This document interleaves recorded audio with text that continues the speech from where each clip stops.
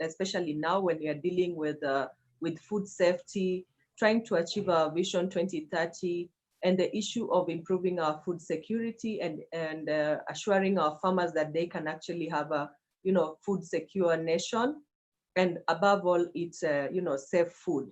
So we are going to delve so much deeper into the food security issue and food safety, and hear more from our panelists who are, they've come on board to explain to us about organic farming. And I'm going to welcome on board Pauline, and then we'll go to Dennis and then Sylvia. Karibu.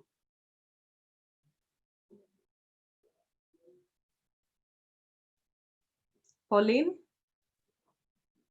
please unmute your mic here.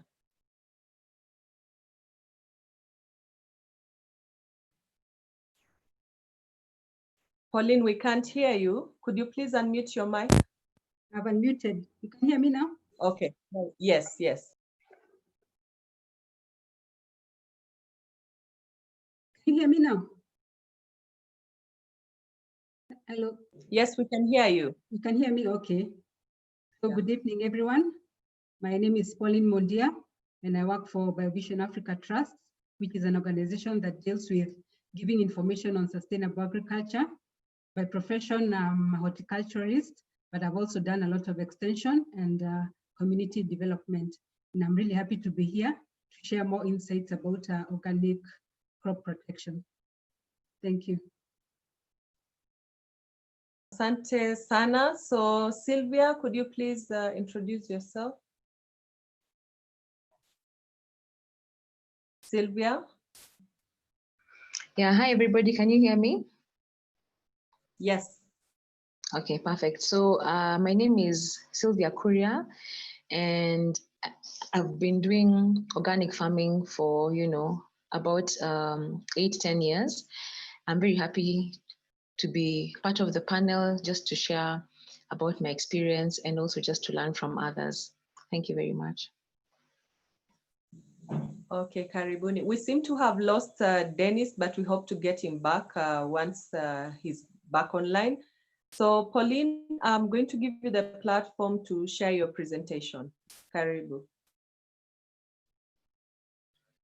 Please unmute your mic.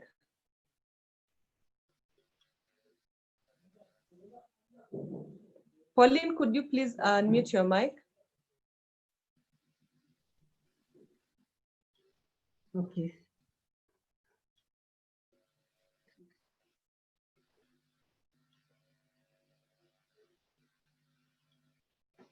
Okay, so good evening once again, and I'm happy to be here to share about organic crop protection. We know crop protection is a very important or a very key area in terms of production of crops, and this has also been an area that maybe we've not really had a lot of information on. And it's a very wide topic, but I'll just look at some of the few important points, and then for more information, we shall see how we can give more information.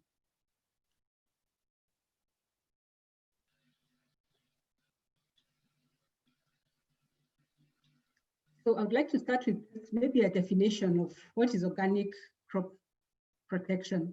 And when we look at crop protection in organic farming, we mainly look at using living organisms or biological products to suppress the populations of pest organisms, to make them less abundant and less damaging.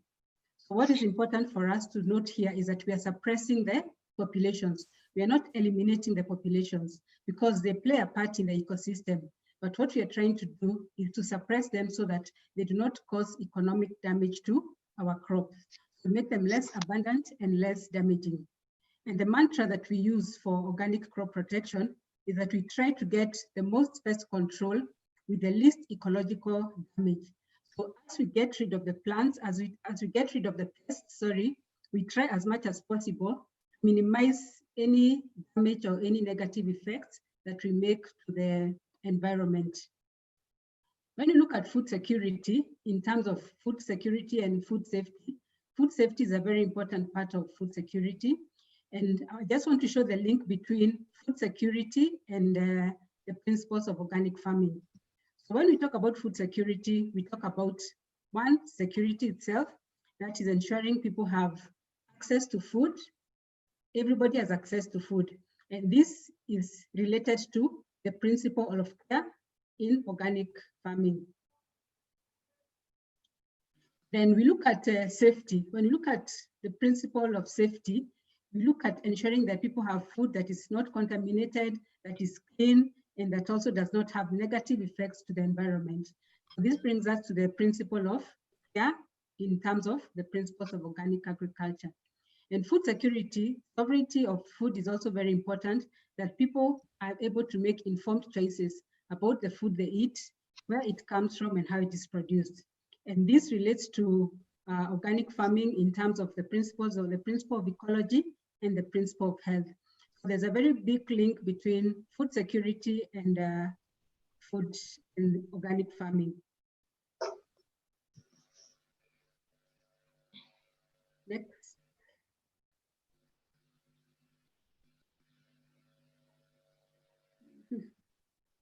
Okay.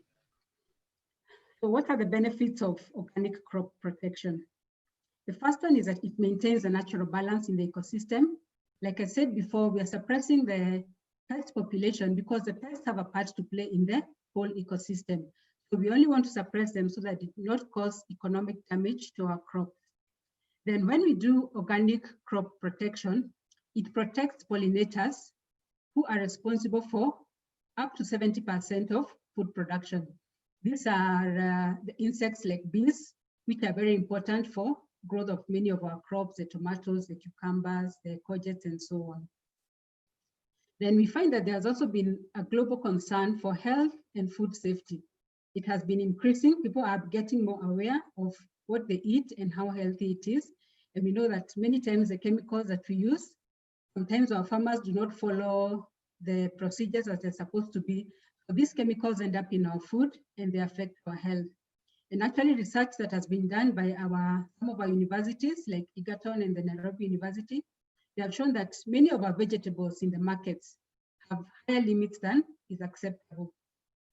Then the misuse of chemical pesticides, that is not using them as per the directions that have been given, has been shown to be linked to non-communicable diseases, which we know are on the rise and they really are causing a lot of health problems, including death. It's something that we need to look at and consider going to organic crop protection because the organic pesticides are safe. And at the end of the day, if we eat safe food or we eat healthy food and safe food, then it means people are healthy and people can contribute to nation building. They don't spend their money on hospital bills, they don't spend all their money, all their time in hospitals, and they can be able to contribute to improving the economy. Okay. So what are the key strategies that we use in organic agriculture? Organic crop production. Our first line of defense is usually having a healthy and vigorous crop.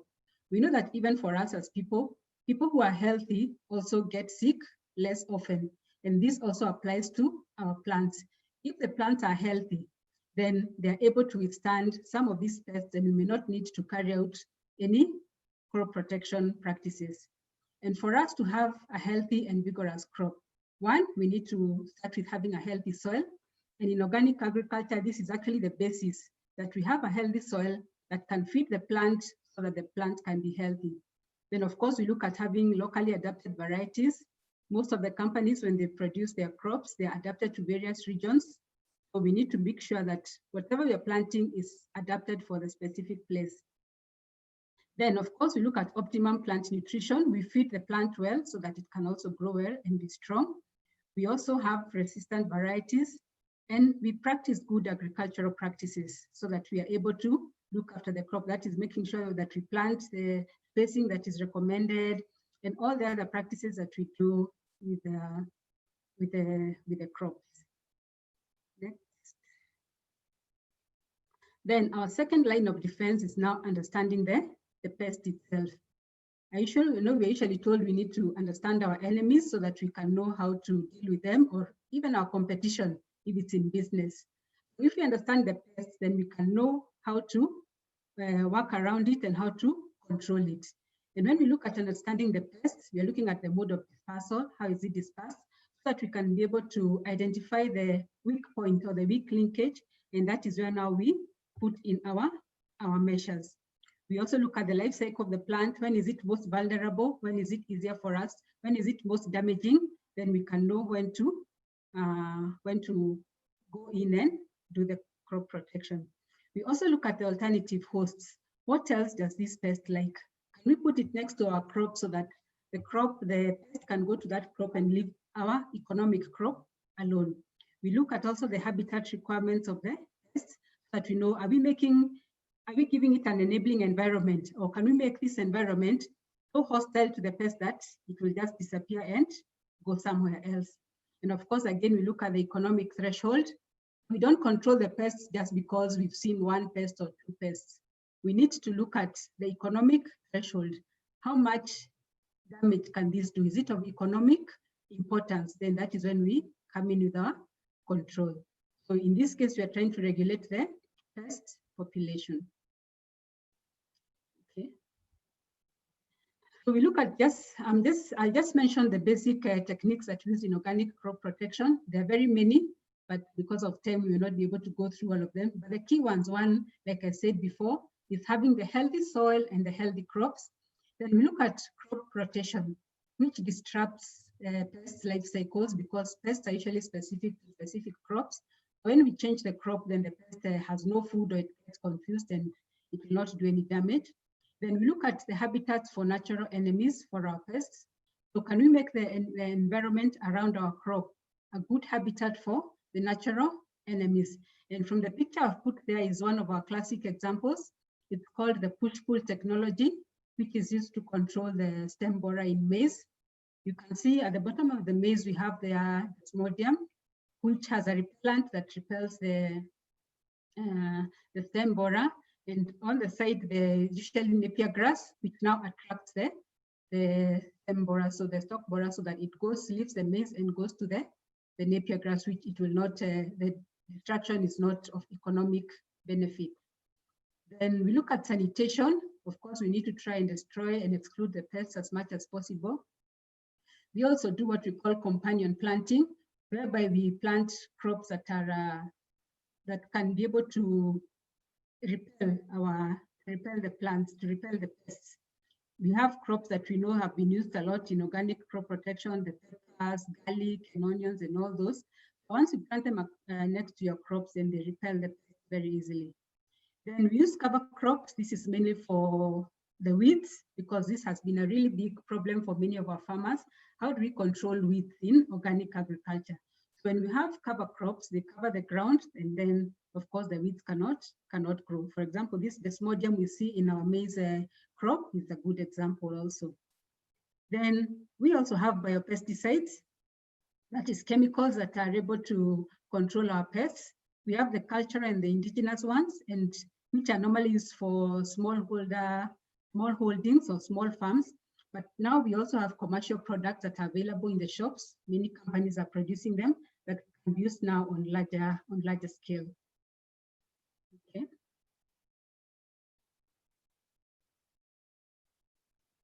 So all this information, sometimes it's there in the books, it's there in the universities, but it's not available to our farmers or even to our consumers. So for us in BioVision Africa Trust, what we do is we work to giving this information, making information available to all, so that people can make informed choices about how they produce their food and about the food that they're consuming. And we use different channels so that we can try as much as possible to reach as many people as possible. For audio, we have a radio program that comes on Radio Maisha on Thursdays at 7:30. We have a print magazine called The Organic Farmer. Incidentally, this month, actually, our issue is talking about pesticides and the safe use of pesticides. It is available online. You can check for it. We also have extension staff in 13 counties at the moment who train the farmers now directly. And we have also a web-based platform whereby people can get information on good practices for various crops, as well as now the organic crop protection. So thank you very much, Ricky and Nekesa. Thank you so much, Pauline. I can see some interesting information that personally I didn't even know. I didn't know there's a show on Radio Maisha, And you mentioned that it's at 7:30 p.m. on Yes, Thursdays? on Thursdays at 7:30 p.m. 7:30 p.m. Yes, every Thursday. every Thursday. Yeah, so we are going to take a note of that. Maybe we'll be highlighting that on our platform as well, so that people can, can listen, can tune in and listen to you as well. That would be great. So yeah, we'll encourage our audience to just keep sending their questions as we progress, because we are going to take all the questions after the panelists have already presented all their presentation, and we are going to have Dennis Juma. We lost him when we were introducing ourselves. So Dennis, you'll get an opportunity to introduce yourself, as well as tell us about yourself, and then we can go into the presentation. Karibu, Dennis.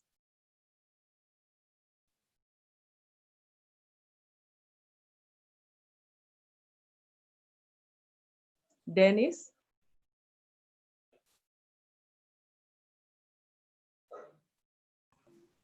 Hello. Hello, yes, we can hear you. Karibu.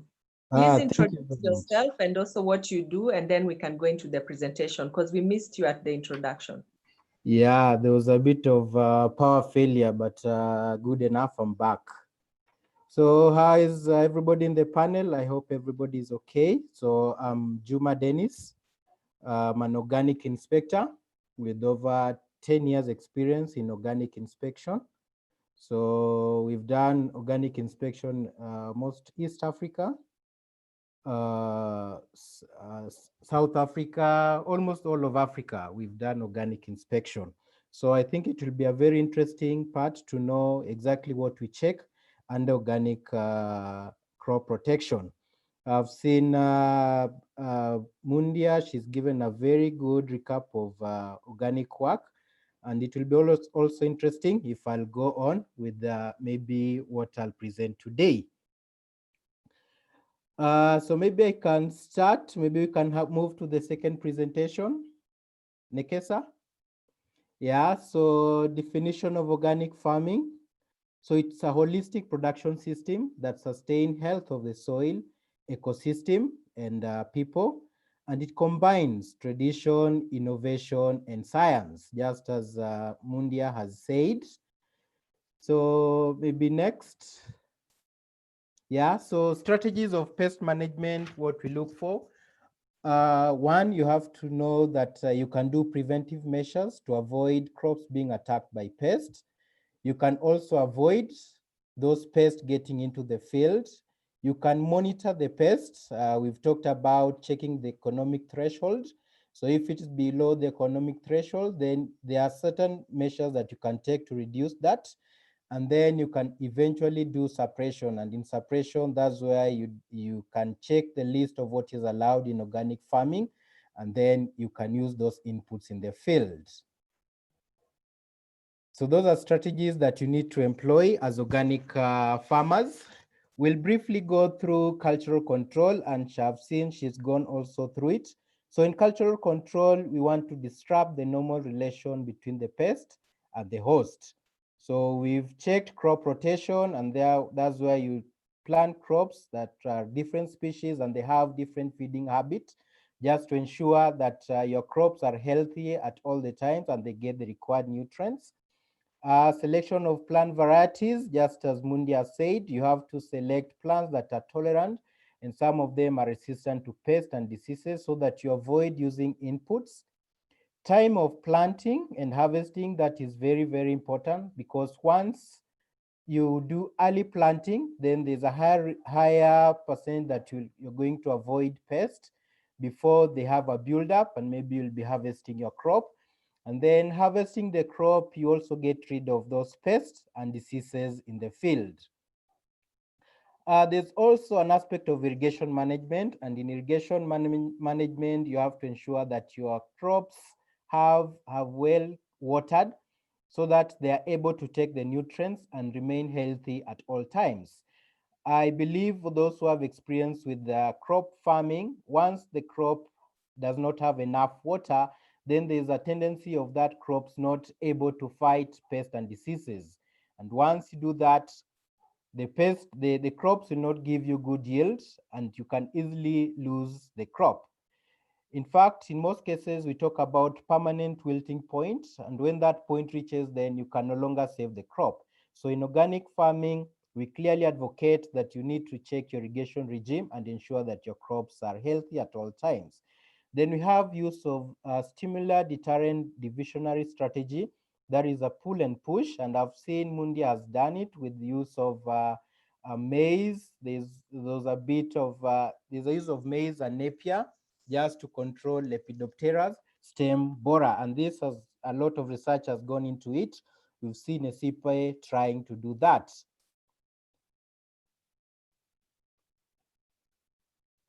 Next, there are also mechanical or physical means, and in organic farming, there's advocate for mulching with fully biodegradable matter, and which in most cases, it is advised that once you mulch your crop, then this biodegradable matter will increase the nutrients in the soil, and your plants will also get more nutrients.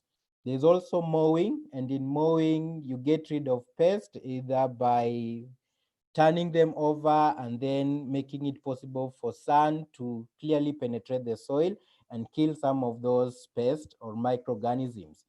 We have also livestock grazing, and once you've done with your field, you can get in animals to feed on the leftover or the crop residues, and this will facilitate breakdown of those crops and also reduce incidence of pests because the livestock will be feeding on those residues. We have hand weeding, and also hand weeding and picking the pest, literally picking the pest from the field. That is also key in pest control. You can use flame heats or electrical means, and in flame, you either burn the residues, and in organic farming, it's restricted that you do less burning. You don't burn the whole field, just a portion of the field. Heat, we can use plastic. You lay plastic on the field, and then there's that aspect of solarization, and that can easily reduce the amount of pest in the soil. You can also do electrical means, and this by use of electricity, you get the soil heated, and that also kills the pest and the pathogen. In terms of mulch, the standard is a bit strict that you need to use newspaper, and those are biodegradable or recycled paper without glossy or colored ink. So they need to be blank paper with no color, or they should not be glossy. In case you use plastic mulch, then in organic, it is highly stated that you need to use petroleum-based other than PVC, or you can use biodegradable bio-based mulch. And this mulch, for those that do not decompose, then it is advisable that once you're done with the crop at the end of the season, then those plastic mulch need to be removed from the field.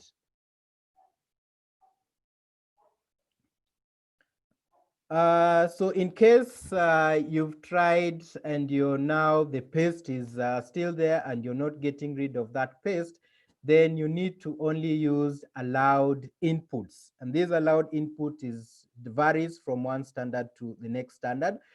We have the EU regulation 834/2007, and that is purely if you are importing your product to the EU countries. We have the NOP regulation, and basically if importing your product to the US market, the Codex Alimentaris and EPA list, those gives you the guideline of what pesticides can be used in the field. For EU regulation, if you want to know the inputs that you can use, you go to Annex 2 and list 540/2000, and that gives you a list of all microorganisms that can be used in the field. For NOP regulation, you go to number 205/601. It gives you the list of what can be used in crops. 602 gives you a list of what is not supposed to be used on crops. I've just seen there was somebody asking about livestock. So under NOP regulation, you go to 205, 603, and 604. It gives you a list of what can be used and what cannot be used in organic farming. So basically, as organic farmer, you need to go through this list so that you are well informed of what is allowed under organic farming and what is not allowed under organic farming. Under biological control, Mundia talked about bio-pesticide, and here we want to see what can be allowed. I just took a samples of what can be used because there are quite many. So this biopesticide, a type of pesticide derived from natural material. The key word is natural material, which can be animal, plants, bacteria, and mineral. So there are three classes of biopesticide. We have biochemical pesticide that control pests by non-toxic means, and these are like the sex pheromone or scented plant extract that attack pests. We have microbial pesticide, and these are bacterium, fungus, virus, and protozoan as active ingredients. We also have plant incorporated protectant known as PIPs. So these are pesticidal substances that plant produces from genetic material that has been added to the plant, and this is purely gene manipulation. Ideally, this part of PIP is not allowed in organic farming. So what are the advantages of this biopesticide? One is that they are not toxic to non-target organism. They are very selective in what the target pest. They are also effective in very small quantity. They decompose quickly, hence result in lower exposure to the environment. And best result is achieved when it's combined with IPM. So let's look at some of the inputs that are allowed under EU, NOP, and JAS, because what I noted, most of our farmers export their product to the EU, European market, USA, and Japanese. So I'll just took a samples of what is required. So once you want to use a product, the key thing is looking at the active ingredient. What is the active ingredient in that product? So you have sucrose or octanoate esters, and these are soft body, it's purely attacks the cuticle layer of an insect, and it's effective for phytalids, mites, aphid, thrips, and whitefly. So once you see that product, it is allowed in organic farming. We have azadiractin, which is a neem extract, and it is widely used. We have lecithium, which is a fungicide for controlling blast fungus in rice production. We have garlic extract, which is used as a repellent, insecticide, and nematicide. We have herbicide, and for herbicide, it is strictly soap-based. You need to check soap-based, and these are potassium and ammonium salt fatty acid. So for NOP, it is very strict. It says that for use in farmstead maintenance and purely to be used on roadways, ditches, right-of-way, and building parameters and ornamental crops. So this for food crops, it is not allowed. It's just you're using it just to maintain your field, the roads, and the ornamental crops. So somebody was asking about herbicide. So herbicide is purely for maintenance purposes and not to be used for food crops.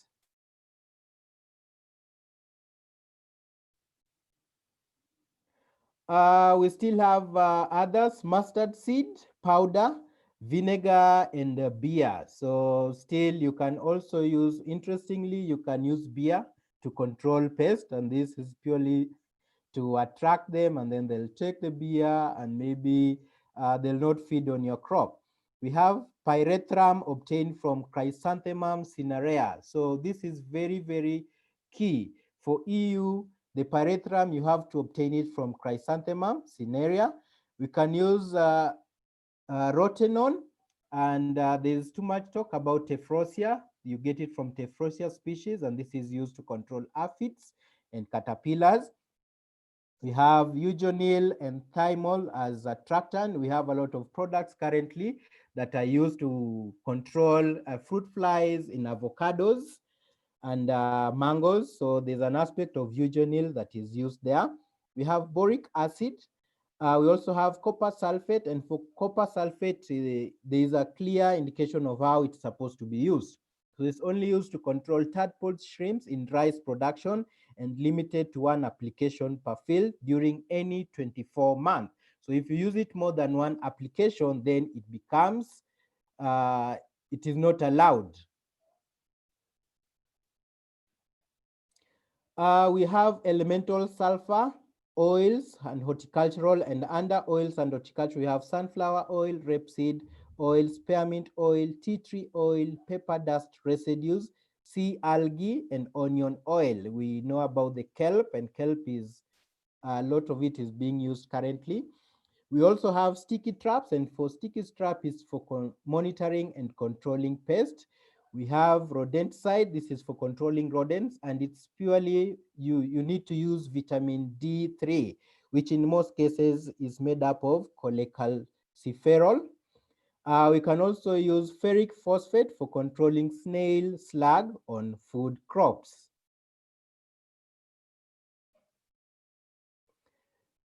Copper is also allowed. By a range of copper, we have copper hydroxide, copper oxychloride, cuprous oxide, copper sulfate, copper octanoate, and it is limited to 6 kilograms per hectare per year.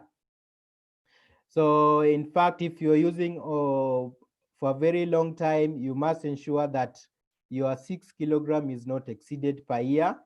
And for 5, if you check for 5 years, the 4 years plus the fifth year, the total accumulation of that product is not supposed to be above 6 kilogram.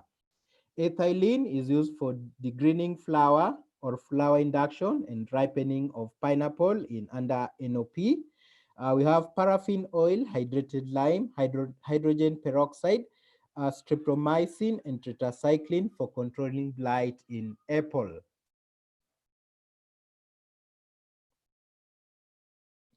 Pheromone, and this where we also have a lot of questions. So these are compounds produced by a species which alone or in other compound produced by that species, it modifies the behavior of other individuals of the same species.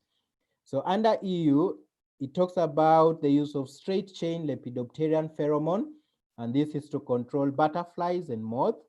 Ammonium carbonate as bait insect with no contact with soil or crop.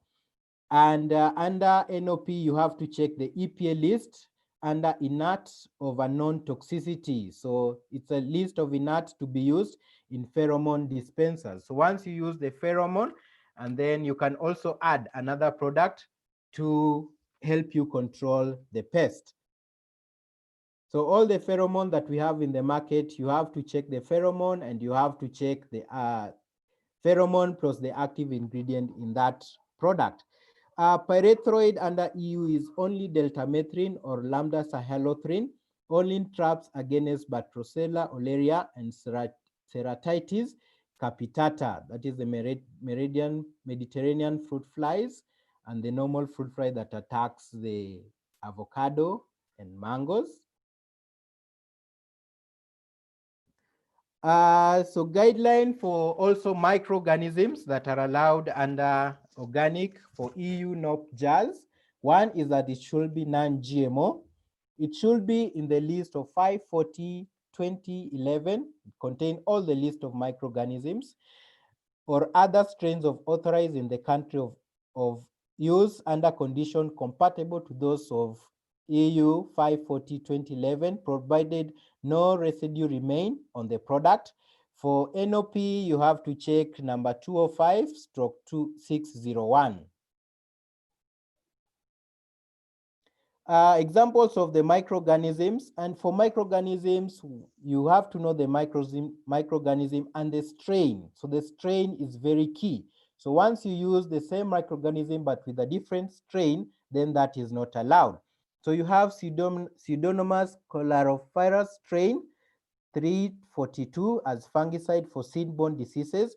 We have Bacillus subtilis strain QST713 for fungicide, bactericide for controlling gray mildew, powdery mildew, early and late blight.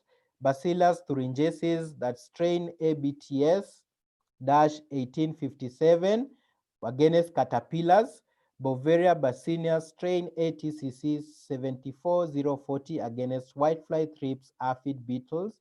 Trichoderma aspergillum strain T34 against Fusarium oxysporum, and spinoside, which is an insecticide for controlling thrips, leaf miners, spider mites, mosquito ants, and fruit flies. So this list contains at least around 53 microorganisms, but I only picked a few.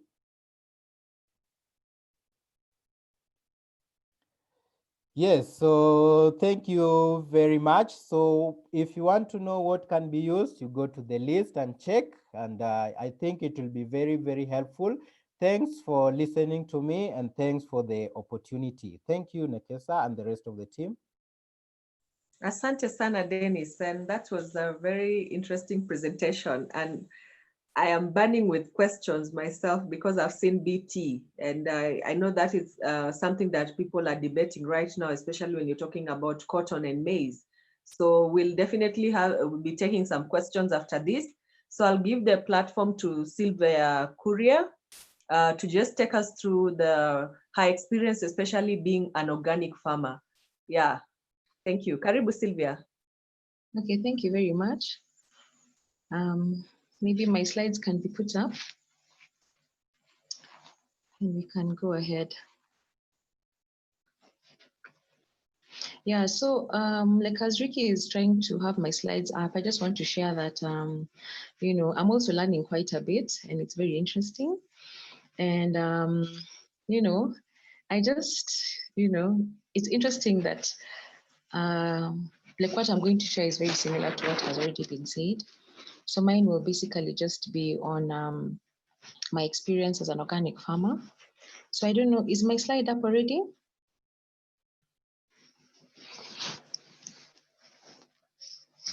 Yes, your slides are up. Please check. Okay.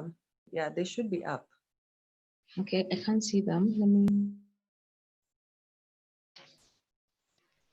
1 minute. Okay, yeah, there we go. Yeah, so I'm going to basically just start sharing about the principles of organic agriculture, which have already been shared by Ms. Mundia. But basically, it's been explained already that like when you talk about organic agriculture, it's a system that actually sustains health of the soils and ecosystem and people. And when you go into the principle of health, here you're thinking about that the farming that you're doing should be able to sustain and enhance the health of the soil. And we've talked about soil quite a bit, which is the foundation of farming and everything that we are doing, and thinking about the health of the plants, the animals, and more so the human beings, that we have to make sure that whatever food we have is safe for everybody. And also when you think about ecology, it's been discussed quite a bit, whereby we want to bring about the biodiversity of what we are doing, and some things that we are doing as Sylvia's Basket, which is our company. Basically, we actually have a farm in Limuru, and we normally grow organic, and beyond that, we also have a shop where we sell organic produce. And when you think about ecology, you're thinking about bringing back the biodiversity of all the animals back into the system. For example, let me just give a quick one. You know, like when we started farming, our farm was not, you know, it was quite dry, it was not doing very well. But with time, guys, can you believe it? Like we had a dam, and with time, we actually got frogs, which was very interesting. That, you know, when you farm in a way that is sustainable, then you bring back all the beneficial, you know, like animals, and, you know, there's a very good biodiversity of animals going around there. And then when you talk about the principle of fairness, you know, when you think about it, organic is not just about the crops and growing food, but also about people and building good relationships. So for us, how we have been able to maintain this principle is, one, we normally try as much as we can to make sure that our food that we sell is affordable and accessible, because we believe that you know, safe food is a fundamental human right. And also when you talk about fairness, that the farmer who has struggled very hard to grow their crops is getting a good return for their hard work. So we normally make sure that our farmers are actually paid sufficiently well because of the hard work that they have put in. And also just being fair, that knowing that me as a farmer, I've actually grown safe food for everybody else to consume. And then that also comes in the principle of care, where we have to manage everything and be cautious about our about our environment, and also thinking about our future generations. In my next slides, I'm going to be talking about being sustainable. And if you think about it, when you take care of your soil, you take care of the environment, something we also do is also we plant a lot of trees, and we're doing a lot of agroforestry, so you'll find that in a few years' time, the land is going to be very viable, not just for me to make money in my generation, but my children will be able to make good use of the farm. Okay, next slide, please. Okay, so when you talk about organic, you can't avoid talking about agroecology. And, many times when you talk about organic, you're just thinking about maybe growing the crop or the, the food that you're producing, but there are also other principles that we have to put into consideration. I'm not going to go to it in detail because most of this has been shared by my colleagues. But when you talk about the nutrient cycling, so you actually have a closed system of the work that you're doing. Let me give a quick example of what is nutrient cycling. So basically, say for example, you have a chicken, and the chicken is going to eat, some nice greens, some skuma wiki on your farm, and then it's going to give you some very nice dung, and the dung is what you're going to, or like the dung, which you're going to put back into your compost and use that into your soil, and the soil is also now going to give you some, good crop. Basically, farm in a way that you're able to cycle all the nutrients that are found in the farm. And then when you talk about the nitrogen fixing, for us, when we started our farm, we found that our soil was quite degraded. And what we did was to grow a lot of nitrogen fixing crops. And that worked perfectly well for us. And we were able to increase the nitrogen naturally into the soil. And something else we did was also doing cover cropping, which was talked about by my colleagues. And we tried to use legumes as the cover crops, and that really helps to make sure that our farm, has got enough nutrients working around it. And then when you talk about the natural regulation of pests, I don't want to belabor the point. It's been talked about by my colleagues, whereby you have the predator pests that are working and doing all the work for you. And we've gone through, from Mr. Juma, he's explained extensively on how we can be able to use the natural pests to actually work out this sector. Then we talk about pollination. We all know that we need bees, of course, and we have to take care of the beneficial insects. The only problem when you do conventional farming is that when you spray, the good guys and the bad guys all go down. So we have to make sure that we do the work sustainably so that you can be able to save the bees, because we need the bees to actually make sure that we have food. I don't know whether you guys have had this thing where people normally say that, when you get rid of all the bees, all human beings will be wiped out in a very short time to come. Soil conservation, again, without soil, we are nothing. And here is basically where we talked about cover cropping and making sure that we don't use inputs that are going to degrade the soil. Sometimes you find when you use too much of the DAPs and the CAN, the soil becomes acidic and the plants are not able to take up the nutrients that they need to take up from the soil. Biodiversity, this is one of the best for me, whereby you're able to bring back the whole proper cycle of how nature was supposed to be in the first place. And it's very nice for me on my farm just to see the frogs, to see like different birds and different, insects. We have the ladybirds, we have praying mantis. Some of us have not seen praying mantis for a very long time, but praying mantis are very good for us because they are able to eat a lot of pests. In fact, they say praying mantis have got huge appetites, and they are very good insects that help to eat the bad guys. And then carbon sequestration. Guys, you know about global warming. And when you practice agroecology, then you're able to capture the carbon. And water, we know that in organic farming, we're able to make sure that we don't have a lot of water pollution, and that helps too. Maybe you can go to the next slide. I know time is running out and I'm trying to keep it. So you're talking about being sustainable.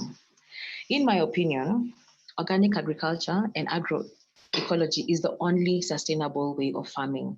It's a kind of farming whereby you're able to farm for many, many years to come without you having to look for, like new plots to keep moving to. And because what happens is your soil is going to be working for you, the soil is going to work out, you're going to have a proper natural balance. And one thing I've actually realized, maybe just to say real quick, for me who has been doing this farming for many years, you finally come to have some sort of natural balance. So I find that you never have too many pests in one area, because what happens when you use the chemical way of killing pests, you kill the good guys, as we've talked about it, you kill the predators and the bad guys. So what happens is when you get a pest, for example, there's no one to eat them, so there's no balance. But now when you do organic, what happens is you have a natural balance, and things actually work much better that way. And when you think about, let me just think about on the other side, we've talked a lot about organic, but let's think about conventional farming and what it does to our environment. One, we've said about the soil degradation, whereby the soil becomes too acidic for it to be able to help the plants be able to take up the nutrients that they need. Water pollution, I'm sure you guys know about this, whereby when you use the chemicals, that water actually gets to our rivers and it gets down into the water table. And that's quite dangerous for our health. And then when you talk about the resistance of pesticides, that happens a lot, especially for farmers who may be in the forum, especially those who have been also been dealing with whiteflies. Whiteflies have got a serious resistance. And sometimes when you use a lot of pesticides, many insects actually get resistance. And, you have to think about very many strategies, which is not very easy for farmers to have to deal with. And loss of biodiversity. For example, if you're supposed like if you do conventional farming and you do monocropping whereby you have hundreds and hundreds of acres, say for example of just one crop, what happens is then even the microorganisms in the soil are not, like you don't have a good biodiversity of those. And also birds, and insects. That just happens. And maybe let me just say something real quick. I know time is going. About the biodiversity. Do you guys remember, like when we were much younger and we were traveling up country? I mean, there used to be so many insects on the screen of the car. So like you're driving and there'd be so many insects. And nowadays we'll be driving out in the country and no insects is coming to hit the windscreen. And that's basically because we have killed most of the beneficial insects. We've killed so many of the good insects. So we are losing our biodiversity. Guys, let's wake up and do something about that. And negative impact on human health. I don't want to belabor the point. Guys, you know what's happening to people who have been exposed to pesticides. Yeah, it's out there. And we all know about that. And for me, I think about loss of seed sovereignty. And when you bring in the GMOs, then we're not able to have our own, seed and be able to grow it and be able to use it. Because when you talk about organic, it's also about using our local seeds that are adapted to our environment. Next slide, please. Yeah, so finally, the choice is yours, actually. The choice is yours, the choice is mine, whether we're going to make a choice to live sustainably. And something that I like to encourage people, which is very simple, can each of us make a choice to actually plant 10 trees every year? If you don't know where to plant, guys, you're welcome to come and plant on our farm. We have lots of space. We're always doing tree planting every rainy season. So guys, think about the future, think about care, think about the future generations. And will you guys be conscious to please plant trees every year? And what about being able to consume organic? Because when you eat organic and when you consume organic, you actually encourage farmers to actually grow safe food and eat honest food. Honest food is not only good for you, it's good for the planet, and it's food with nothing to hide. Thank you very much, and I'm happy to have been given a chance to share my presentation. Thank you. Asante sana, Sylvia, and I'll now open the floor to questions. I know there are a lot of burning questions, especially it's around surrounding organic farming. So the first question, and this, I know it has been answered on the platform, but it would be good for the benefit of those who might not be able to, to later on view the presentation and see the questions. Samutai was asking about the affordability of flame or electrical means of crop protection. How affordable is this when you look at just the common farmer? Is this something that a common farmer can do? And I'll do about three sets of questions, and then allow you to check that. And this probably can go to Pauline, the part for flame and electrical means of crop protection. Then we also have, when we are looking at our current situation and talking about when you talked about the high levels of pesticides, what is being done now, especially now? What is being done now that can actually reduce the use these pesticide levels? We know that there are some areas where we cannot do without pesticides, and just starting to when we are starting to think about organic farming, how sustainable can it be to feed the masses? When you're talking about, say, maize, for example, how much maize can we get from 1 acre of land if we do organic farming? From your experience, especially Sylvia, what can you tell us about production of organic maize? Let's take maize because that's our almost our staple food. Then the BT strain, the Bacillus thuringiensis. I know there's a lot of campaign, especially when it comes to GMO maize, and this is what GMO maize is going to bring us, a gene that has been input in maize and all that. Dennis mentioned about genetic manipulation. Why is it that there's so much campaign against BT maize, BT cotton? Could you please explain to just the normal, common farmer, why is it wrong? Why is it, why does it feel like the organic side is so much against the BT maize? Yet this is what is being brought to the market.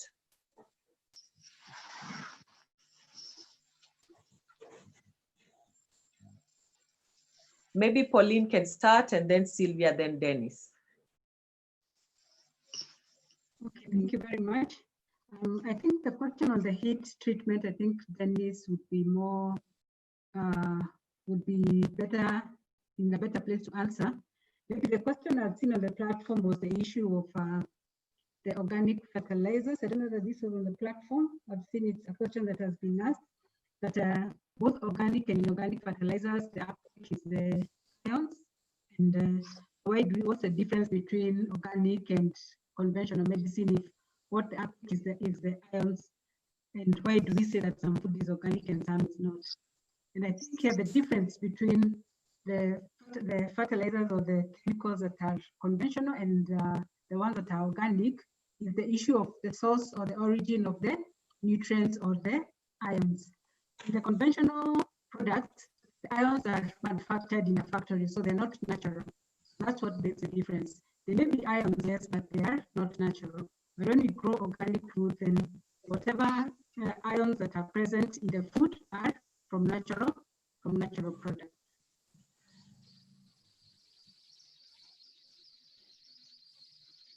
To take you back, Pauline, on the same question before the next one is answered on the fertilizers.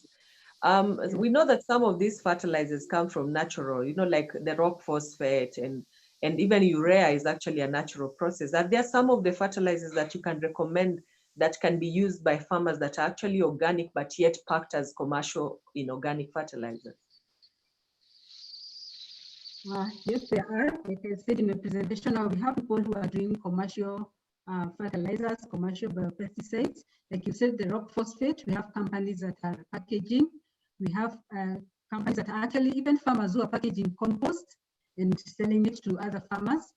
And the Kenya Organic Agriculture Network, that is COAN, which is the umbrella body that deals with all players in the organic agriculture sector. They normally have a directory that has all the different players in the organic agriculture industry, from the input suppliers up to the marketers and everybody. So maybe I will share the contacts with you so that you can maybe get I can get a copy and share with you, and you can share with the rest of the participants. Okay, maybe the question on using the flame or electrical method for crop protection can be answered by Dennis. Dennis?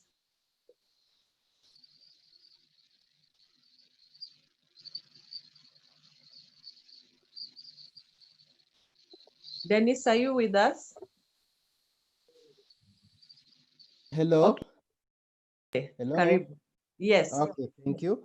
So just to add up on what Pauline said about the organic fertilizers, we have rock phosphate, and that is allowed under organic farming. And the condition is that it should be naturally mined. So the key is natural mining, so that once you have it in the soil, it can also go back into the ecosystem in a natural way.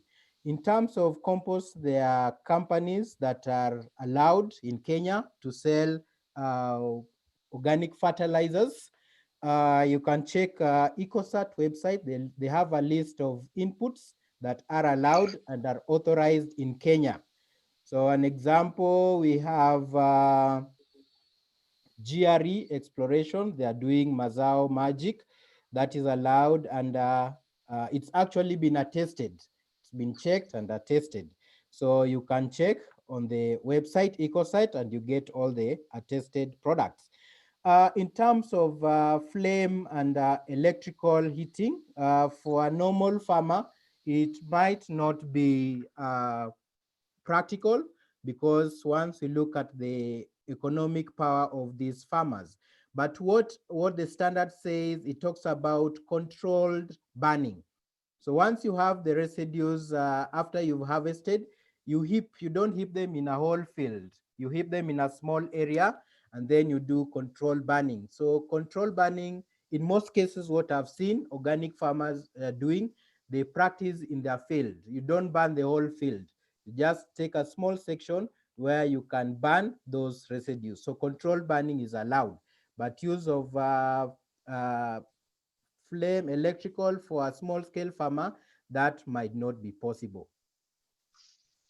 In terms of GMO manipulation, in organic farming, from the definition, we talk about a holistic approach. The whole ecosystem is taking part in the system. So once we start manipulating the genes, then we are actually interfering with the ecosystem. We are not taking that holistic approach under crop production. So GMO, and the question is, currently are we at a point that we seriously need GMO if we manage our fields in a better way?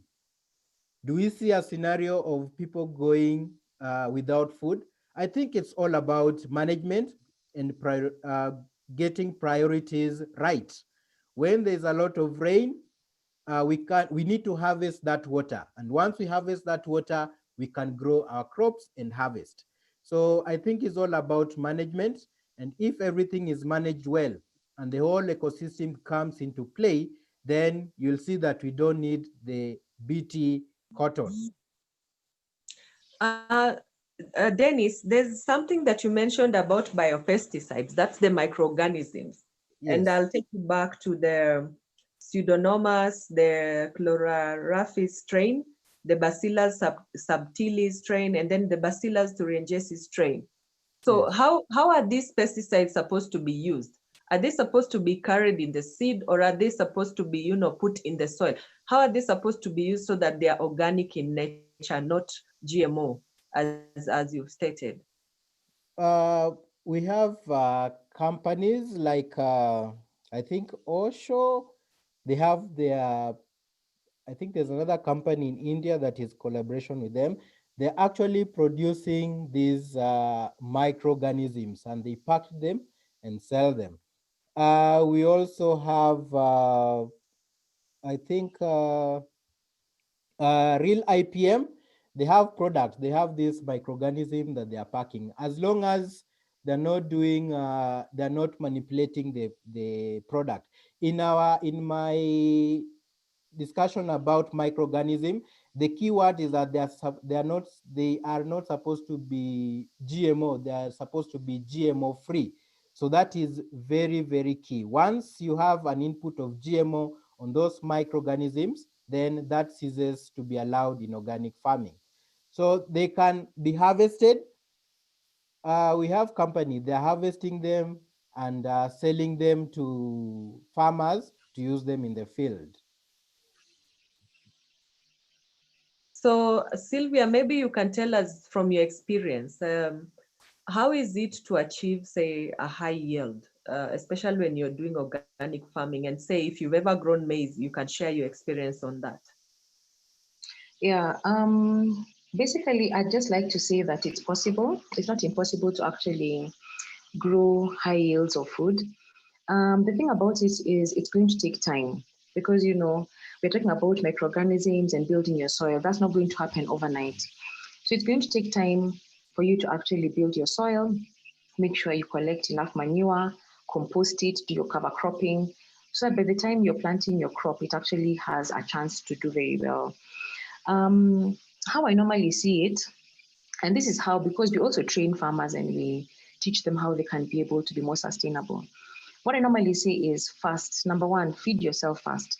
So it doesn't matter what kind of a farmer you are, you know, if you're just doing 1 or 2 or 3, 4 crops, you need to have a kitchen garden whereby you're able to feed yourself first, and then you can be able to sell your surplus. Because when you feed yourself first, just imagine with me, like you have about 20, 30, 40 people who are able to feed themselves first in their, you know, their small village. They're able to actually have enough food for themselves. And that is more sustainable than just having 1 crop or 2 crops and not being able to sell it or whatever. But in terms of the yield of maize, as you have asked, maize can work. I've done it severally. And one thing I've learned about maize is, and Mr. Juma talks about it, whereby you think about the timing. So number one, you have to think about the timing. So you have to grow the maize when, like during maybe the rainy season, where like your maize has got a high chance of working. You have to make sure that your soil is well manured. But maybe just to throw a spanner in the works and just to say that when you think about organic agriculture, it's not just about growing the maize, but growing crops that are indigenous to us. The little I know, maize is not indigenous to Africa. What is indigenous to Africa is actually sorghum and millet. And those do very well even with little rain. So thinking beyond just growing maize, but also growing what is indigenous and what works out well, then you can be able to, with better land management, as Mr. Juma says, you can actually be manage to have a high yield. But if you're asking if organic can feed the world, if organic is possible, my answer is yes, it's possible.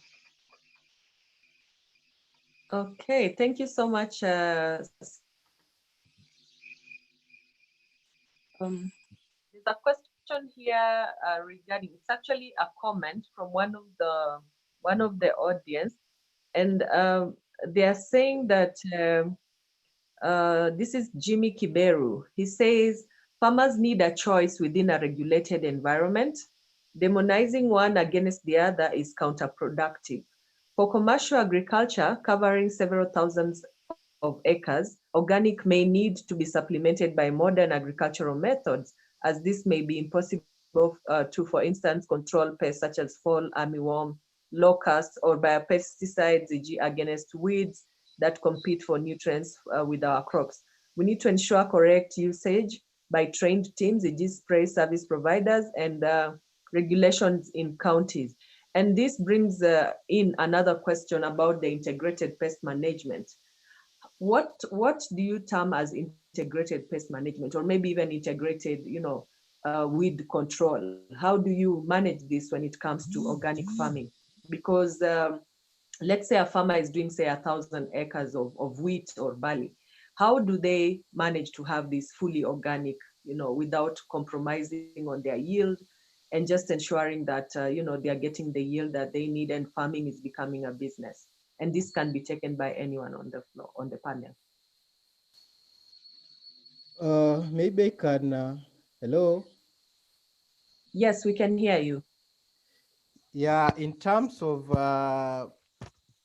production in organic, specifically on weed control, I think we looked at the mechanical means of controlling weeds, and we talked about mowing. And by doing this, we actually expose these weeds to solar radiation, and then we can easily get a reduction on the weeds.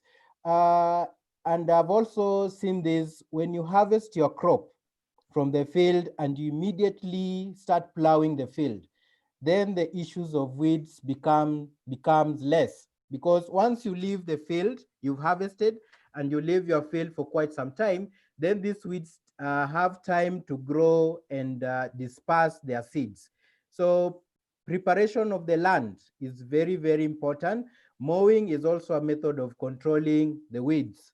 So I think is still management. And I think Sylvia, as a farmer in organic, she can also attest to this.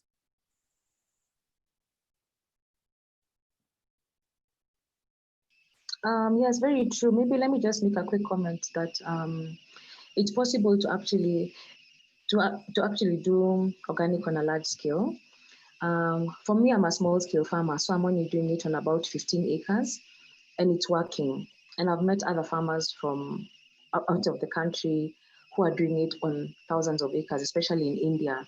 They've actually shown that it's actually possible to do. And most of it is actually management and prevention. You talked about the weeds. Like for us, we make sure that we get rid of the weeds before they flower, because once the weeds flower and seed, then it's going to be very difficult for you. And what has happened over the years is that we hardly have any weeds on the farm. And then we also have practices like mulching, and that also helps to be able to manage it, because you're able to suppress the weeds and you're able to take care of the beneficial microorganisms on the soil. So what I just need to say is that maybe we just need to have a shift of mind and try this out, because I believe that it's possible and it can work, and it's actually all lies in management. Yeah. So maybe to take one, is there anything you need to add, Pauline? Maybe I can just add that, like we said before, we now have commercial products, biopesticides, that actually sold in the agrovet, and you can get from various companies. So it's not that we don't use chemicals in organic agriculture. We use chemicals, but they are biological chemicals. We have several actually commercial products, and maybe once I share the directory, then people can see the choices. I think for us, what we are saying is giving people the different alternatives so they can make an informed choice. It's not about demonizing one against the other. It's giving people information about what is available. Conventional is available, organic is available. So can people make informed choices depending on the benefits, the advantages and disadvantages of whichever type of farming that they want to do. Okay. So maybe just one last question about copper sulfate application. And this comes again from Mutai, who says that, especially from Dennis' presentation, he mentioned that copper sulfate is only applied once every 24 months. What happens to effectiveness, especially when you look at crops that need to be, sprayed several times, the repeated spraying? What happens to this when it comes to products like copper sulfate? Okay, for copper sulfate, I think that was specific to rice. Maybe let me have a look.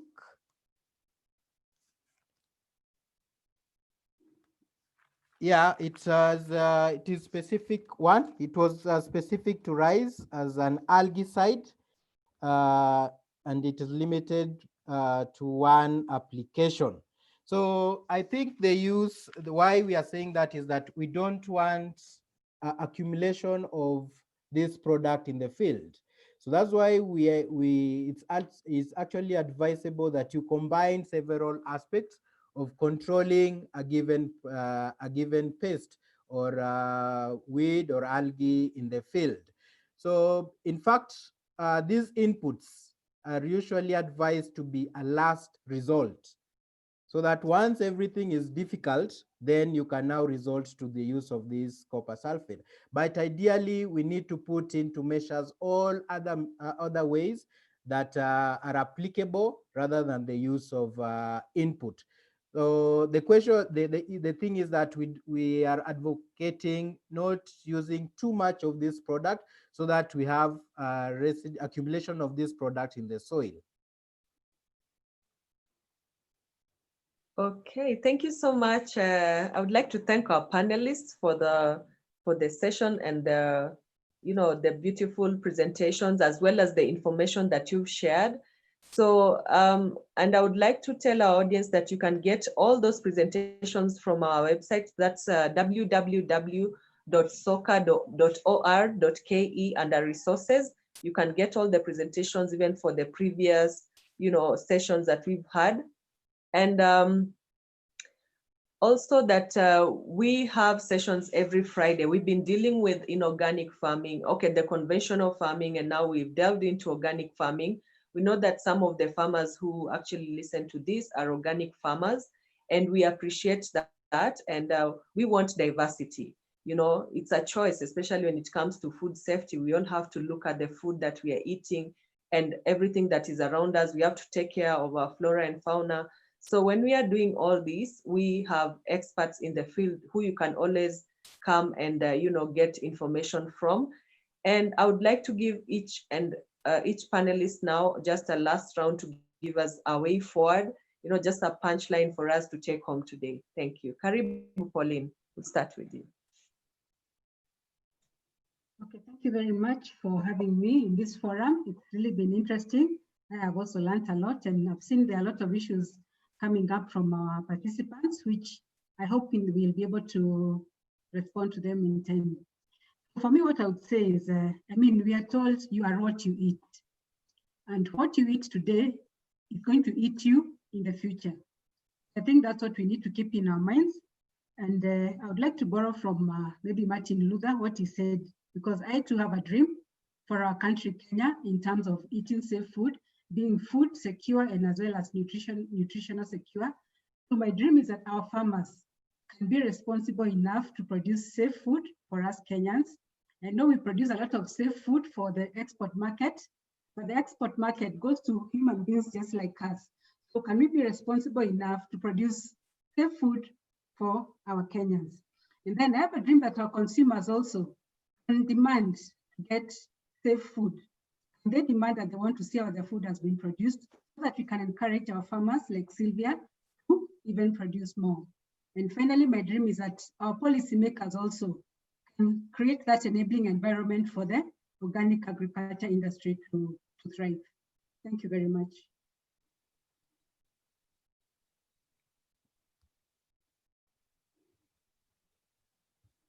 We can have Dennis. Thank you to everybody and all the guys who attended this session. For me, because I've been in the field, in the organic field for quite some time, and I've seen it working. Currently in Kenya, we have many companies exporting organic products to Europe market, to the USA, and to Japan market. So organic is it is something that is workable. It's something that we can feed on, and I think we all need to change our mindset and produce what we are actually comfortable with taking. Just as I think one of the panelists talked about moving along the road and there are no butterflies hitting the screen. And that is very true. Even the bees, we no longer see bees swarming around. So I think we need to stop doing more harm to the environment. There are those products that are actually banned, even in conventional farming. But unfortunately, they trickle themselves into our country and they're used in our food. At one point when I was walking somewhere, I just saw some tomatoes fully ripe tomatoes, but these tomatoes were covered with residues of pesticide. So what these guys were doing, they just wipe it round and they say that this product is now good for you. So I think we need to be more informed. We need to stay healthy, and we need to be informed of what we are eating and where we are moving. So thank you very, very much. I hope we'll become more and more interested in taking organic product on our tables. Thank you.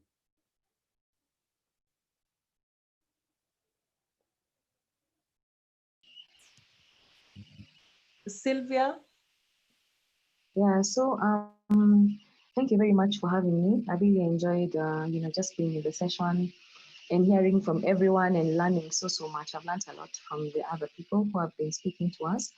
And maybe just for me, two things. One thing I want to say is that safe food is a fundamental human right.